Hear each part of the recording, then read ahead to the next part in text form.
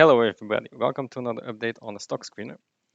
Due to high demand, I'm going to compare Itafos with Verde Agritech. So let's look at the chart performance.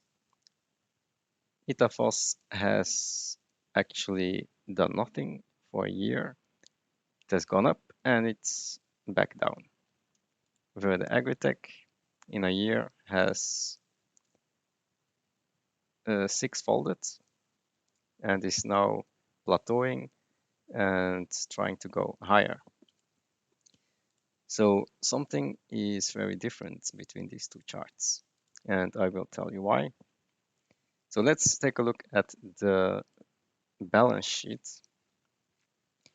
So the market cap is 240 million. It has a huge amount of debt, almost 500 million. So that's double the market cap. And the equity is even lower. It's 170 million equity. So it's almost triple. Is this a triple? Yeah, it's a triple. The debt is triple. The equity is amazing. That's a very bad company if they have so much debt. Enterprise value is very high as a result. Now, this company does have good earnings, 130 million. So the PE is around 2, which is very good.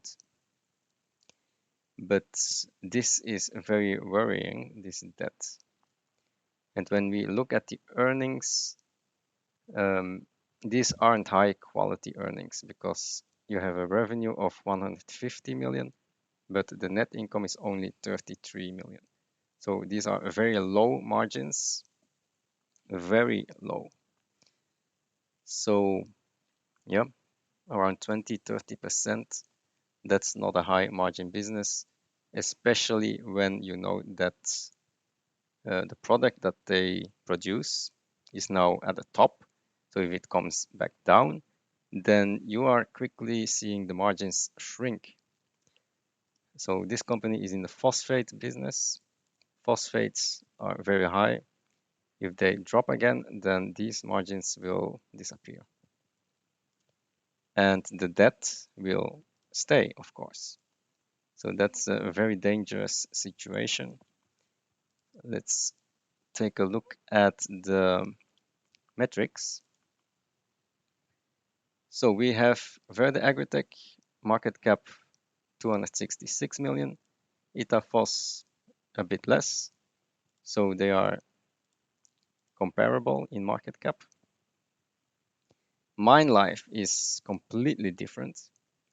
Here we have a mine of 450 years mine life, and here we only have a mine life of 4, which they try to increase to 20, but they still need permits approved. They need to do a lot of drilling to get the categories up. So it's a difficult process. They need to put a lot of capex in it, also need to develop it. So yeah, it's much better to have this mine than this one. So mine life is much better with Verde. Net margins are at 50% right now at potash prices, and Itafos is around 20-30%. So this is a better mine already. So all green for Verde, all red for Itafos. The type of mine is glauconite, which is more ESG. This one is phosphates, and they are vertically integrated, so they are producing monoammonium phosphate and superphosphate. So yeah, I would prefer this product, which they will infuse with bacteria to increase the phosphate solubility. So they have potash and will also have phosphates and nitrogen all together in this glauconite. So this here is already much better than this product. Then growth. We have exponential growth, they have no growth. So this is mine life of 450 for 2 million tons. They are going to go to 13 million tons, then to 23 million tons, and then 50 million tons. So there's a growth of 25x. So that's why they can do this, because they have a mine life of 450 years. This company cannot increase production because they don't have any mine life left. So they cannot increase production. So that means we have no growth, and this has exponential growth. Country, this one is in Brazil, the breadbasket of the world. USA has much lower prices of fertilizer. So this is not, well, USA is a very good country for agriculture, but Brazil is better. Okay. PE ratio are around the same, 1.5, 1.8. This number is taken for 2 million tons, which is going to be for next year. Itafos already has a PE of around 2, so they are comparable. The earnings are pretty okay.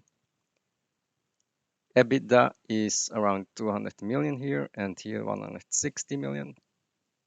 Also comparable. This is a bit lower. But of course, this 200 million is going to go much higher if they grow exponentially. And these are much higher margin revenues and earnings. So this is a much safer play with a much higher mine life. So at some point, this mine will be depleted, while this mine will still continue to deliver dividends.